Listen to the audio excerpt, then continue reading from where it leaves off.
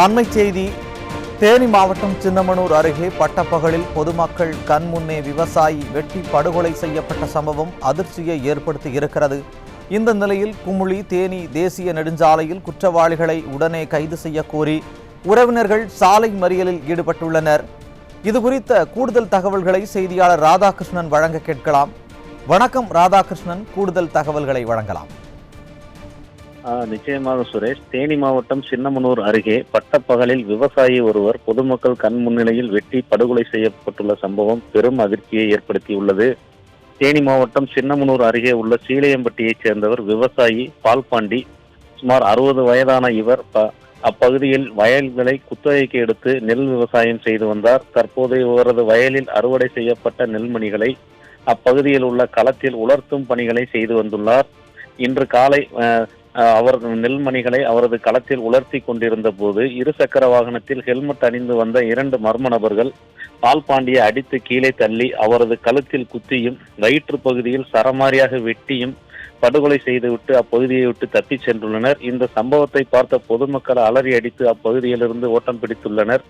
இது தொடர்பாக பால்பாண்டியின் உறவினர்களுக்கு தகவல் கிடைத்த நிலையில் அவர்கள் தேனி குமுளி தேசிய நெடுஞ்சாலையில் சுமார் 100க்கும் மேற்பட்ட பெண்கள் உட்பட அனைவரும் திரண்டு சாலையில் அமர்ந்து நீண்ட நேரமாக மறியல் போராட்டத்தில் ஈடுபட்டனர். மேலும் குற்றவாளிகளை கைது செய்யும் வரை உடலை எடுக்க விடமாட்டோம் என்றும் காவல்துறையினரிடம் அவர்கள் கூறி வாக்குவாதத்தில் ஈடுபட்டனர்.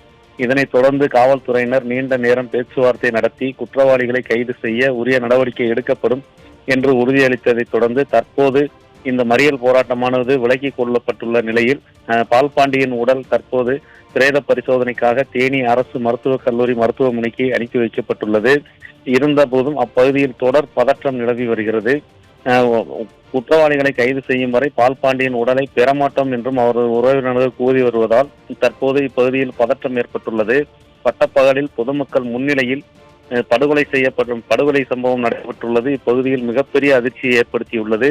சட்டமன்ற எதிர்க்கட்சி தலைவர் முன்னாள் முதலமைச்சர் எடப்பாடி பழனிசாமி அவர்கள் தமிழ்நாட்டில் சட்டம் ஒழுங்கு சந்தி சிரிக்கிறது, சீர்கெட்டுள்ளது என்று நாள்தோறும் கூறி வருவதை மீண்டும் ஒரு முறை நிரூபிப்பது போல இந்த சம்பவம் அமைந்துள்ளது. சுரேஷ், விரிவான தகவல்களை வழங்கியமைக்கு நன்றி ராதாகிருஷ்ணன்.